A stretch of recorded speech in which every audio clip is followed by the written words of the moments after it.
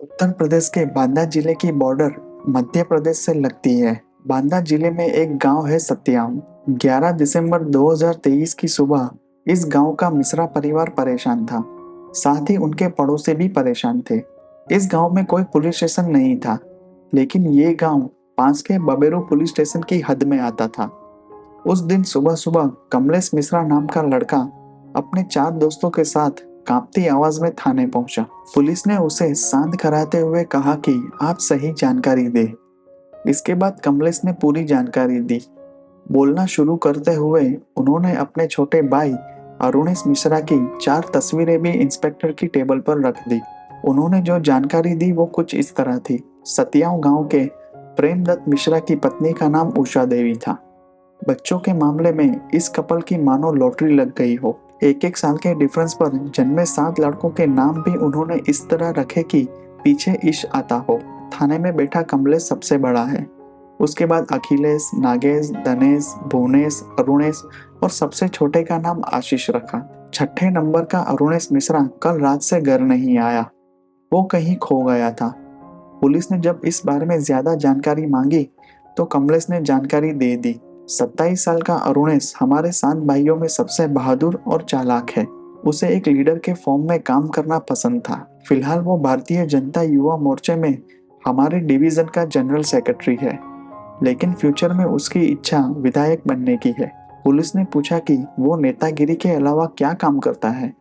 कमलेश ने कहा उसके पास 10 बीघा खेत है और वो उस पर खेती करता है। इसके अलावा उसके पास एक ट्रैक्टर भी है। उस ट्रैक्टर को किराए पर देकर उससे इनकम होती है। मैरिड है या अनमैरिड? पुलिस ने पूछा। कमलेश ने कहा कि उसकी शादी 7 महीने पहले धूमधाम से हुई थी। उसकी पत्नी का नाम वर्षा है। वर्षा का घर बांदा के अलीगंज एरिया में है। वो अब जोर जोर से रोने लगा। भाई भाभी में कोई झगड़ा नहीं है। वर्षा के अच्छे दिन आ गए। 5वां महीना चल रहा है, इसलिए अब मेरी पत्नी उसका ख्याल रखने के लिए उसके पास बैठी है। रात में गायब होने से पहले अरुणेश ने आखिरी बार किस इंसान से बात की थी? आखिर में उसके साथ कौन था? मैं उसके साथ था। इससे पहले कि कमलेश पुलिस के सवाल का जवाब देता, उसके दोस्त सुनील यादव ने पुलिस को बताया, मुझे उसके ट्रैक्टर का किराया देना था। मैंने इसे रविवार को देने का वादा किया था। कल रविवार था। अरुण शाम को ट्रैक्टर लेकर खेत पर गया था। फिर वो खेत से सीधा मेरे घर आ गया। ट्रैक्टर में सामान लदा हुआ था। मैंने उसे किराए की रकम दे दी।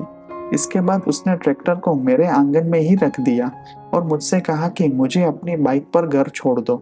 उसे बाइक पर बिठाकर जब हम आधे रास्ते पहुंचे तो मेरी बाइक रुक गई।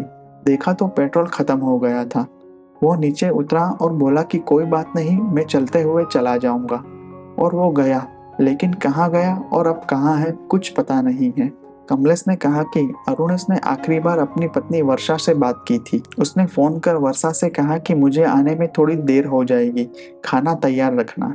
उसने ये आखिरी कॉल आधी रात को किया था। उसके बाद से उसका फोन बंद है। भारतीय जनता युवा मोर्चे के 27 साल का जनरल सेक्रेटरी अरुणेश मिश्रा लापता हो गया तो बांदा पुलिस स्टेशन के असिस्टेंट सुपरिटेंडेंट लक्ष्मी निवास मिश्रा ने इमीडिएटली बबेरू पुलिस स्टेशन के ऑफिसर्स को नेसेसरी गाइडेंस दिया। अरुणेश के मोबाइल नंबर को पुलिस ने सर्विलेंस पर लगा दिया और साइबर टीम ने कड़ी मेहनत कर रात में अरुणेश के मोबाइल में मौजूद दूसरे नंबरों की जानकारी हासिल की। उसमें जो नंबर था, मोबाइल फोन के मालिक का नाम और डिटेल भी पुलिस के पास आ गई। वो नंबर गांव में रहने वाले देवेश नामदेव का था। इस मामले में आगे बढ़ने से पहले पुलिस ने अपने खबरियों से देवेश नामदेव के बारे में सारी छोटी बड़ी जानकारी हासिल की। देवेश नामदेव दर्जी का काम करता था। इसके बाद पूछताछ में देवेश और अरुणेश की दोस्ती के बारे में जो जानकारी मिली वो पुलिस के लिए चौंकाने वाली थी। पुलिस ने उस जानकारी को सीक्रेट रखते हुए अरुणेश के बड़े भाई कमलेश को बुलाया और पूछा कि क्या आपके भाई की दोस्ती देवेश नामदेव नाम के दर्जी से थी? कमलेश ने कहा कि वो मेरे भाई का दोस्त है। अरुणेश ने उसकी काफी मदद की है। अरुणेश ने अपनी पहचान का इस्तेमाल करते हुए उसे रहने के लिए एक सरकारी आवास भी दिलाया था। देवेश दर्जी को जब भी पैसों की परेशानी होती तो वो अरुणेश के पास आता था। पहले उसने कितने पैसे दिए थे वो मुझे नहीं पता, लेकिन इतना जानता हूँ कि आखिरी बार अरुणेश ने उसे 25,000 रुपये दिए। कुछ महीने पहले जब देवेश दर्जी के पिता का निधन हुआ तब अरुणेश 12वें-13वें संस्कार तक उसके साथ खड़ा था। इसके अलावा क्या आप दोनों के रिश्ते के बारे में कुछ जानते हैं? पुलिस ने पूछा तो कमलेश ने इनकार कर दिया। अब पुलिस ने अपने पत्ते खोले और कमलेश से कहा, हमारे लोगों को गांव से जो जानकारी मिली है वो थोड़ी अलग है। लोगों ने यहाँ तक कहा कि देवेश की पत्नी गीता बहुत खूबसूरत है और इसी वजह से अरुणेश ने देवेश से दोस्ती बढ़ाई थी। लोग तो यहाँ तक कहते हैं कि अरुणेश और गीता के बीच दूल्हा दुल्हन जैसा रिश्ता है। गीता से प्यार के कारण अरुणेश खुले हाथों से मदद करता था। देवेश को भी इस चक्कर के बारे में पता चल गया। आपके परिवार को इस लव अफेयर के बारे में नहीं पता? पुलिस की इस बात से कमलेश चुप हो गया। उसने इनकार में सिर हिलाते हुए कहा कि अरुणेश नेता बनना चाहता था, इसलिए वो ऐसा नहीं कर सकता। अगर ऐसी कोई बात है भी तो हमें उस लफड़े के बारे में कोई जानकारी नहीं है। मान लीजिए कि अगर कमलेश को पता भी था तो भी बड़ा भाई होने के नाते वो छोटे भाई के गुनाहों पर पर्दा डालने वाला था। तो इतनी समझ के साथ पुलिस ने उससे ज्यादा कुछ नहीं पूछा और अपना सारा ध्यान देवेंद्र नामदेव और उसकी पत्नी गीता पर कर दिया। दोनों को थाने बुलाकर पुलिस ने अपने अंदाज में पिटाई की। दोनों को अलग अलग बिठाकर सख्ती से पूछताछ की तो उनका गुस्सा फूट पड़ा।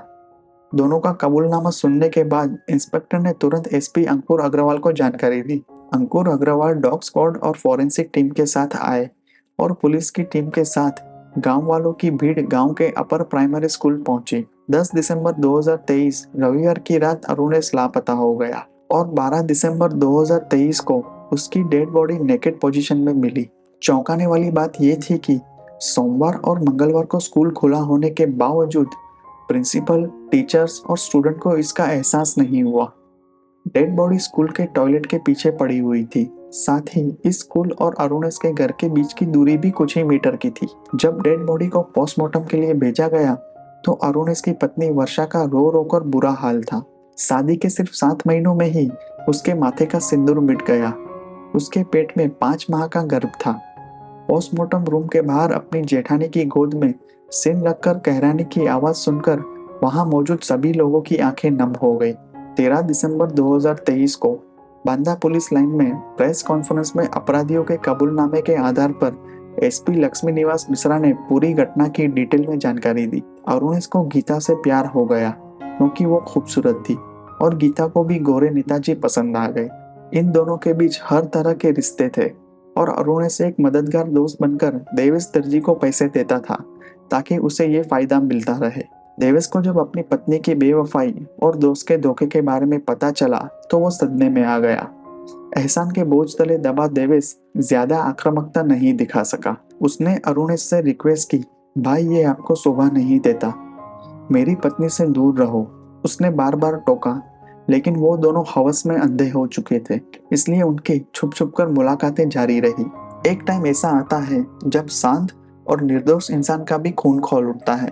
अब उनका लफड़ा देवेश से बर्दाश्त नहीं हुआ तो उसने गीता से कहा कि या तो मैं आत्महत्या कर लूं या फिर अरुणेश को मार डालूं, तुम्हारी क्या इच्छा है। गांव की लेडीज जिस तरह से उसे नफरत भरी नजरों से देखती थी उसके कारण गीता भी अब इस रिश्ते को छोड़ना चाहती थी, लेकिन अरुणेश उसे छोड़ने के लिए तैयार नहीं था। अब पति की बात सुनकर उसने कहा कि मैं भी इस रिश्ते से छुटकारा पाना चाहती हूँ। वो अरुणेश को मारने के प्लान में शामिल हो गई। देवेश ने एक प्लान बनाया। उसने गीता को कहा कि तुम उसे फोन करो और रात को स्कूल में मिलने को कहो, मैं भी वहां आऊंगा और अरुणेश को मार डालूंगा। गीता को शक हुआ कि अगर वो तुम्हें देख लेगा तो भाग जाएगा। देवेश ने कहा कि वो भाग नहीं सकता और उसे पूरा प्लान समझा देता है। देवेश दर्जी का प्लान सक्सेस रहा। रात को अरुणेश आया और प्लान के मुताबिक गीता ने उससे प्यार से कहा कि प्लीज अपने सारे कपड़े उतार दो। अरुणेश ने जल्दी से अपने कपड़े उतारे। ऐसी सिचुएशन में वो कहाँ भागने वाला था। गीता ने उसे गले लगा लिया। उस समय अरुणेश की पीठ दरवाजे की ओर थी और उसे गीता के अलावा अपने आसपास की दुनिया का कोई एहसास नहीं था। दूसरे कमरे में छिपा देवेश वहां आ गया। बाद में उसने प्लास्टिक की मोटी रस्सी अरुणेश की गर्दन पर लपेट दी और अपने पूरे शरीर की पूरी ताकत लगाकर लटकते हुए इतना जबरदस्त जोर लगाया कि अरुणेश की गर्दन आधी कट गई। थोड़ी देर तड़पने के बाद उसकी सांसें थम गई। इसके बावजूद देवेश के मन का गुस्सा शांत नहीं हुआ। वो अपने साथ साथ बड़ी कीलें भी लाया था। उसने अरुणेश के चेहरे, सीने और बाजुओं पर कील ठोक दी। इसके बाद डेड बॉडी को पीछे टॉयलेट के पास कूड़े में फेंक दिया। ये सारी जानकारी देने के बाद पुलिस ऑफिसर ने बताया कि अरुणेश की हत्या करने के बाद देवेश और गीता ने उसकी पहनी हुई सोने की चेन और रुद्राक्ष का हार भी निकाल लिया था। वो हमने उनसे जब्त कर लिया है। डेड बॉडी के पास से अरुणेश के कपड़े और हत्या में इस्तेमाल की गई प्लास्टिक की रस्सी भी बरामद कर ली गई। महज 24 घंटे में इस हत्याकांड की गुत्थी सुलझाने और आरोपियों को गिरफ्तार करने पर बाबेरू थाने की टीम को 20,000 रुपये का इनाम दिया जाएगा। इस रिश्ते की कहानी का अंत दुखद हुआ, लेकिन बिना कोई कसूर के वर्षा को सारी जिंदगी तकलीफ उठानी पड़ेगी।